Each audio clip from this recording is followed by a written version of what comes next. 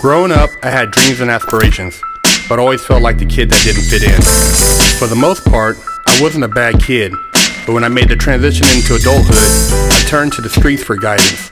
This led to getting locked up in juvenile hall, doing time in CYA, and eventually a 120-month sentence in federal prison. I had a lot of time to think and reflect during my federal sentence, so I share with you what I learned, hoping I can positively influence someone else's life with Prison Talk.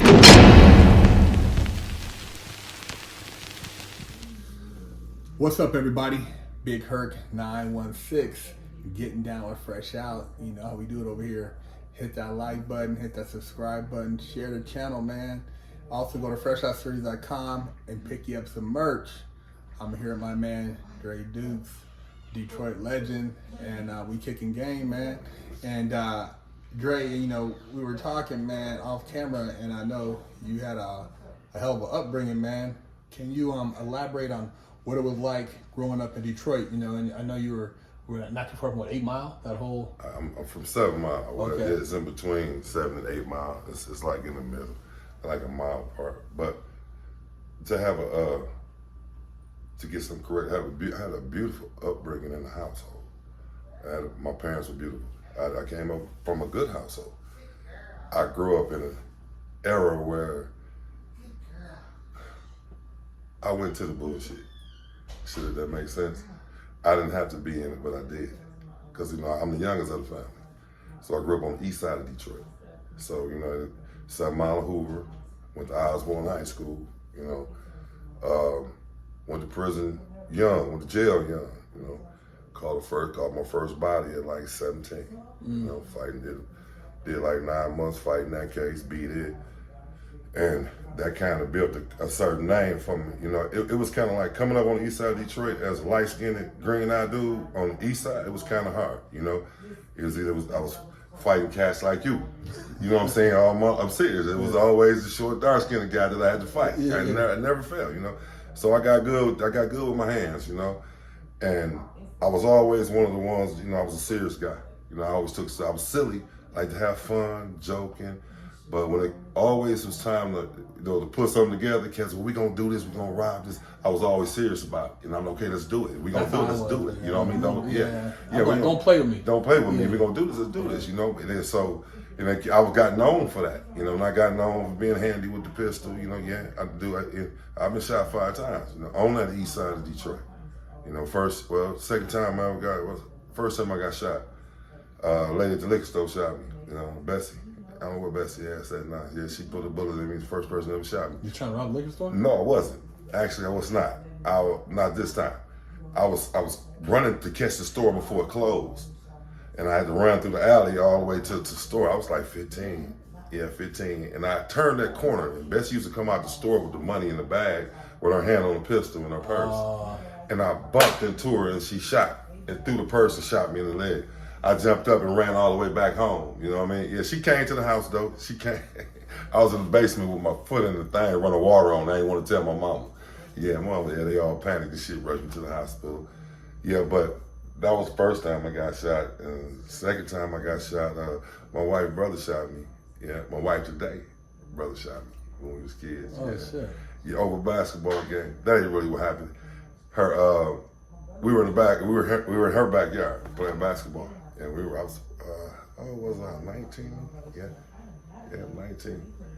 And her brother was playing my little cousin one-on-one. And he kept calling my cousin out his name. Bitch ass nigga. So I got mad. I'm like, bro, stop letting him call you out your fucking name back here, you know? So they get into it. So I said, come on, let's get out their backyard. I said, as we walking out the backyard, he walking behind us talking shit, right? I said, we get to the street, turn around, I'm finna set it off with their ass. It was their whole family, right? No, I wasn't even dating her then, didn't even like her, not that back then. So I get to the street, turn around, we get to scrap, get ready to get to scrapping. Her brother come out with a pistol, other brother shot me. So, you know what I mean? And then that was the second time I got shot. And then the third time I got shot was years later. I got shot on Runyon with AK-47. They shot the house up on the east side of Detroit. I was in there getting high. Just got done robbing some motherfuckers myself, and they came and shot the house up. Knew I was in there, shot the power out in that motherfucker, man. I bullshit you not. I was sitting down, rolling a joint. And motherfucker came in the door. I served him some crack and shit. I noticed, I looked up and down at his gear. He was fresh as hell. I said, man, come on, this nigga don't get high. What you trying to spend? So anyway, he bought his crack and he left. So he couldn't got on the porch good enough, bro, before the shooting started. So he wanted to see where I was sitting at. Oh. Yeah, so they shot up the kitchen area where I was sitting. I was sitting right there. So I was getting ready to get up like this, and the motherfucker started getting shot, and he shot me in the ass with the AK. Boom. So when he shot me, the power went out. I remember there was a lady in front of me. Lisa, she was standing in front of me. She get hit in the neck. She got hit in the neck. I seen her get hit, and the power went out. So if you ever been to houses in Michigan, I crossed, it was a side door in the basement. So I crawled through the kitchen. Boom, they still shooting this bitch up. I go down the basement steps. When I go all the way down to the basement, I turn around, lay on my back, and I look up at the side door. I was waiting on somebody to come, you know what I'm saying? But they never came in. I heard my brother's voice, Dre. No, I was down here so long, man, I was finna go to sleep. Because I could feel my feet, but my body felt heavy. Like I couldn't lift up all the way. I tried like 4-5 times, bro. So I'm like, I get sleepy. I'm getting ready to go to sleep. It's cold, it's wintertime. The side door open. They shot this bitch open. I'm just waiting on somebody in this shooting stop. So I'm yelling, so I don't want to say nothing. I don't want everybody. I want y'all to think y'all killed everybody, you know? So I'm laying on my back. I hear my brother, Dre. And hear his wife, Mook, say, Dre. Hey, I'm down here. Hey, big bro come got me, lift me up and shit. We going up the basement steps. I feel something hitting the back of my lower leg. And I'm like, what the fuck is that? I kind of look back. He like, don't look back. His wife say, don't look back, Dre. So they humped back. I look back anyway, bro. It was my whole left ass cheek, dog. The meat out that bitch was hanging all the way down the back of my ankle. Motherfucker shot me with a chopper, dog. I didn't even know. I get to the hospital and shit. We land on the gurney, and they land on the gurney. There's blood dripping on the floor off the gurney, bro. And then my wife and I ran up in there. You know, and then look, I was back in the hospital, bro, 6 months later with another gunshot wound to the chest. And then I left that motherfucker from that gunshot wound and was in that bitch 2 days later with a broken arm. I remember the nurse saying, hey, you need to change your friends. I say, yeah, because we were seeing the same nurse every time, bro. I was like, this lady was like, hey, the lady came in the room and had a long talk with me, man. I was active. When you active like that, you ain't trying to hear shit, you know what I mean? I'm active, I'm high for everything I could possibly think of. I'm drinking, I'm active, you know what I'm saying? I'm that threat to the street at this moment, you know what I mean? And that's how they can earn this name, you know, earn this name. I caught the first body though, I caught that motherfucker. That was a long story, I beat it, you know, it's all beat, motherfucker. Yeah, that's a long story, but that's how a motherfucker kind of got his name out there in the street, you know, being handy with that still. Was there anybody you think that could have got to you and maybe said something to you to make you, you know, think differently, or was there any other positive influences around you that you maybe were paying attention to? Because I know for myself, most of my family had been locked up or did anything. I was doing all this living like a double life. You know, I was running around doing shit, and they had no idea the shit I was involved in. Yeah. But, you know, I always wanted to do things outside the neighborhood, but I didn't know what. You know, I didn't really get exposed to real opportunity and money until I moved to Southern California and started really seeing things out there and looking at the bigger picture after I talked to dudes, after I got the pen. Right. You know, and having a conversation with real men 20 years my senior, breaking shit down and be like, damn, I wasn't out here doing shit. Exactly. I wasn't scratching the surface, but you know, I wasn't around those people, so it was hard. I mean, was there anybody that you could have tapped into, or was there a mentor that, you know, you ran across that maybe you overlooked, or was there a mentor that came about later on? Or well, yeah, I've always had positive men in my life, but they all, and it's sad to say, all the ones that was mentors to me, they were even doing something wrong, but it was how they was doing it. You know what I mean? And it was like they became a mentor. I can say I don't know very many people who has been successful in doing right all their life. I know the ones that I know, they've done something down the line, and I know of it. So I'm like, okay, I get it. But you still, a gray area. Yeah, but you still was an influence to my life. Like my sister had a boyfriend, man. His name was Rodney. Rest in peace. He was such a big influence to me, man. He worked out. He was like, dude, I looked at him, he was a monster, bro, and he worked every day, right? And his brother was a drug dealer, right? So I was like 17, 18, and he used to always, when he'd come over with my sister, he had a new Grand Am when he first came out, he's always snatching me up, like, come on, let's ride.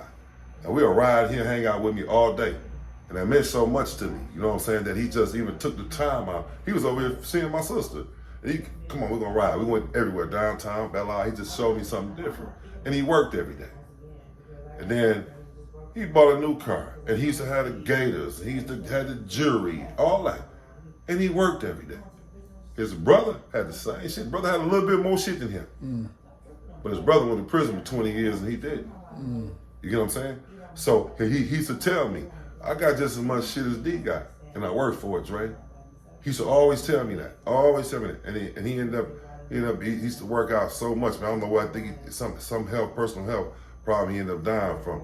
But right before I moved to Arizona, I went to his funeral. He had just dropped dead at home. He stayed out of town, of state, and I ended up getting a chance to go to his funeral. And I had to let his mom know, how much of a difference he made to me in my life. He let me know that there wasn't nothing wrong with getting a job and working. That's why I work 3 jobs now. And don't have a problem with it. I'm serious. I don't have to. You don't have to be. And he taught me that you want to be fresh. You want to get just some jewelry. Work for it. You appreciate it more. Yeah, so I used to hit licks and get jewelry. It break. I don't care about it breaking. But if I work for it and it break, I'm gonna piss a bitch. So it made sense. But and then it took me, believe it or not, brother, it took me to get out of Detroit, to get out of that life, to look back and see how much danger I had my family in, I was in. It took me to get out of Detroit and sit back out here. I remember one day I was out in Arizona, man, and I was sitting in the backyard, and I just sitting there thinking, man, I forgot what I was listening to, some type of music, bro, and I got emotional than a motherfucker, you know what I'm saying? That ain't like me, I know how to get emotional. I got 4 daughters, of course. And I'm a man about my shit. So yeah, I got emotional, bro. I'm like, God damn, what's this about? And I ended up talking to my cousin, he's a pastor. He said, bro, you tapping in, you know what I'm saying? You looking back at how much danger, you know what I'm saying, your life was, and you had your family living there, and then you came out here, you can see it clearly. You can, because I got out of it, and I moved, but, shit is everywhere, but, Detroit is a different animal. I came up in, a lot of people, I come up in Coleman Young days, I wasn't BMF, I was YBI days, but, I've been out there one time, man, and I was, when I was looking, going through the little neighborhood I was at, man, it was right over by, not too far from Crunk Gym, in that little neighborhood over there, where Crunk is at, where they used to, where Hitman Hearns and all those train at. Yeah, that's when he came out of Crunk's Gym. Yeah. And I'm like, damn, man, people live over here. Some of the houses look like they abandoned. I mean, it's crazy, man. Yeah. Like you said, they got them basements, and he was telling me, man, they bury bodies back there and all type of crazy. I'm like, that's right, man. It's crazy. It's just it's a night and day from when we went there to film, and then we stayed in like Ann Arbor, the nice part. Yeah. We went over there. I'm like, damn, Walmart, and all new and nice. Yeah, that ain't Detroit. Yeah. You see, that's why so many cats say I'm from Detroit. And then you ask them, they be like, yeah, I'm from Auburn Hills. I'm from Pontiac. I'm from, out here, it's okay for you to still say you're from Detroit if you did. But if you from Detroit, you hitting that inner city, man, it's a different animal, man. It's everyday life of Detroit, man. It's fun. Because it's a big difference. It's spread out. Detroit, it's sprered out. We were driving, I'm like, damn, how far is the hotel? It's he said, because the dude told me, he's like, I don't want you to stay over here. No. I'm gonna get you a spot way over here. Yeah. And we stay way over there. See, that's the thing with this pull-up podcast, 6-month pull-up podcast thing I got going. It's finna come in Detroit. I'm finna be whipping up everywhere. I'm pulling up. Yeah. I'm interviewing you. I'm pulling up. I'm doing that. You know what I mean? So a lot of big name cats that just come home from the joint, I want to interview. I get it. I'm gonna get it out of them. Because it's about reaching back. That's what it's about. You know what I mean? And it's all about, even this interview, it's about saying something that's going to reach somebody that's sitting there listening, and that's Dre, man. This Dre talking about, he reaching out. It's all it takes. You got cats that's doing time right now, man, that need a little help. Well, and they need a little help. you got a lot of youngsters out there that need to hear the conversation because, like you said, it's that ride in the car where you used to be with the OG. I remember, seeing the OG pull up in the Cutlass on D's and he bumping Isley Brothers with the Jerry curl. I'm like, damn, you know what I mean? It's money green, white gut, the D's on there. He bumping. He got a little broad in the back. I'm like, damn. I got my skateboard. Yeah. I'm looking at the skateboard like, damn, you know what I mean? Yeah. I want to be doing so it's like it's a very impactful. And then I'm juvenile hall. I'm in juvenile hall with these dudes too, and then we go to the boys' ranch. But these dudes. I'm like, I'm here to learn a lesson. My mom is mad. These dudes are selling dope on the weekend. They get a pass. They sell, I got rid of 6 ounces. Yeah. Oh, I got rid of half a bird. I'm like, damn, these dudes are selling dope and they locked. They still locked up. They selling dope while they on passes. Yeah. So it's like there was no rehabilitation, and I didn't really see any type of conscious reflection until I got up in there with mobsters, GDs. Dudes who were kingpins in the feds, which is international, and then I started thinking like, damn, how did I get here? Because it was all just that's why it was nobody there to do what? Intercept you. No, it wasn't nobody. I never had anybody really. Wasn't nobody there to talk to you about it. No, and it wasn't until I got there and there was another older brother, 20 years my senior, who felt like almost like a dad / big brother, right. And he used to talk with me and break shit down, but he'd break it down where it crushed my ego. Yeah. And you feel, what I mean? Like, damn, he right. I didn't want to admit it, but I'm like, damn, I go back to the bunk. Well, I'm like, damn, he right, man. Yeah. Like, just laying there like, damn, Yeah. And a lot of kids don't have that, man. A lot of young people don't have that person who crushes that ego, who makes you think like, you think you know everything. You don't know everything, man. I was 24. I caught 12, 36, what is it called? They call it 12, 120 months. You did 120 months, like, damn, it's a decade. I got to sit in for a decade. Yeah. They said just some figures. Yeah, 10, man. Because you think about it. You got to do all of that damn near, too. You got to do all that. 85%. 85%. Yeah, 85%. They ain't playing that shit. And so it's like, yeah, man, when I really got in there, when I had that person who changed my life, I still talk to him, man. It made the biggest impact, but it's hard to find that type of mentor on the street. You know what I mean? Because a family member is different than like somebody who's a G, like you said, outsider who's trying to really put you under their wing. Yeah. Well, think about what the kids now is calling a mentor. Think what they consider it. See what they consider a mentor, because what they consider a mentor is the homie that's got the bag. Yeah. He got the bag. He hustling. And the reason why they consider him a mentor because of their household. Yeah. They have none at home. Yeah. So the big homie putting them on with a little sack, just put a couple dollars in their pocket, and guess what? The little homie really putting work in. He everywhere I need him to be right now. You know what I mean? Yeah. Then you start looking out for him for real.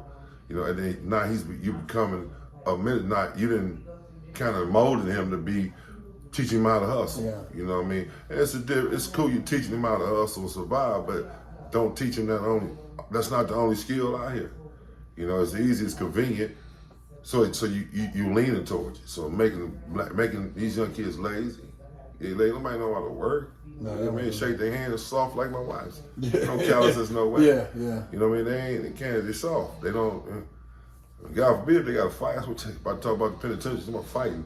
They get their ass whooped soon they hit the door. Nobody know how to fight no more. Plus they all peeled out, drugged out. You know what I mean? Peeled So out, I mean, yeah. the era we grew up in, everybody had to have a 225, 250, 315 bench press. It 2 wheels, 3 wheels. There you go. It Two wheels. Two wheels, you're hitting about 15, 20 times. It 3 wheels, you had at least 4 or 5 times. 4 or 5 times. So everybody had a nest. Yeah. Remember you used to put the can on your chest? Yeah, you can't hold it. Yeah. Yeah. All You put day come out long. the pen, you do like this. Put the can on there. Yeah, they not doing none of that shit no more. These kids, man, I work in some clubs. I be at the club, be looking at these kids, man. They got $2,000 worth of clothes on. Clothes weigh more than you.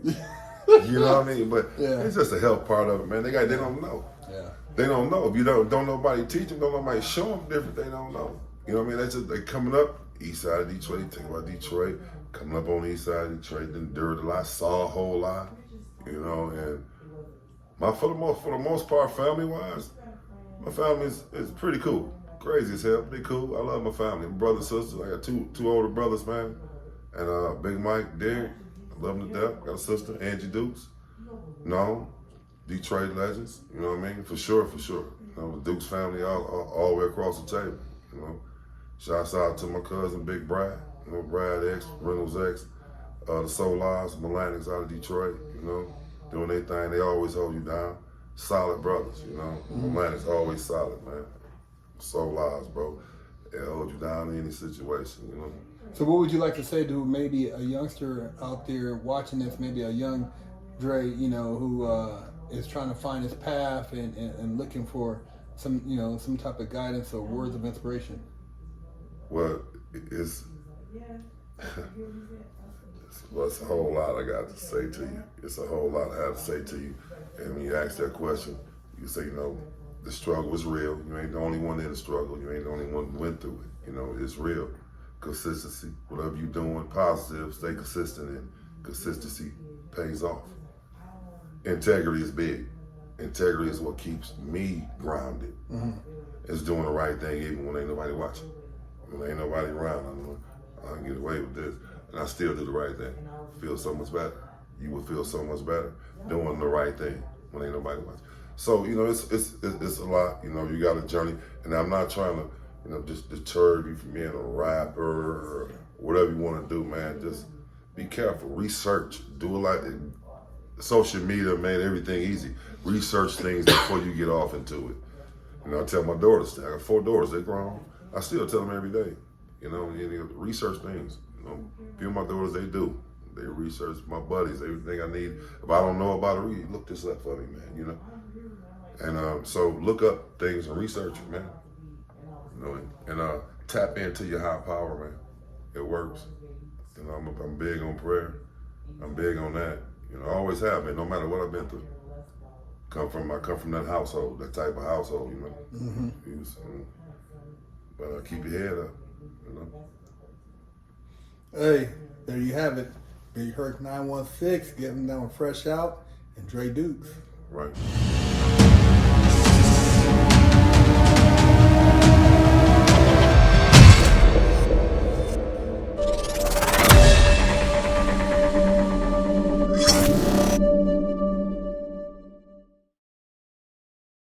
I'm Big Herc, and I have over a decade of experience in the prison system.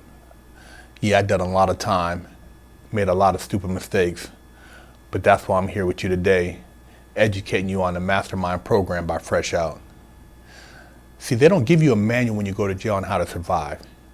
They don't tell you how to go take a shower, where to sit at when you go to chow, what to do when you have mail call, how to handle your commissary. See, we cover that and a multitude of other topics that are very important, because if you do the wrong thing, you can get your damn wig split. We have over 100 million views as of date on our YouTube channel, but we've put and condensed all this knowledge into this Mastermind program so that you can provide your client with a winning chance. Do yourself a favor and your client a favor and sign them up for our program, so they don't have to get their wig split and they can make it out alive.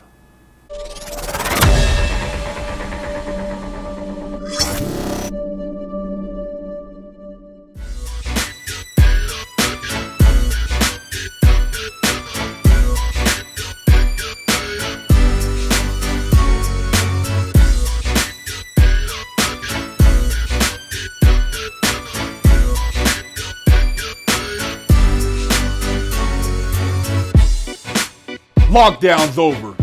Get your yard time in. Exclusively at FreshOutSeries.com. What are you doing? Man, I need to go wash that ass. Some of you guys be walking around the gym funky.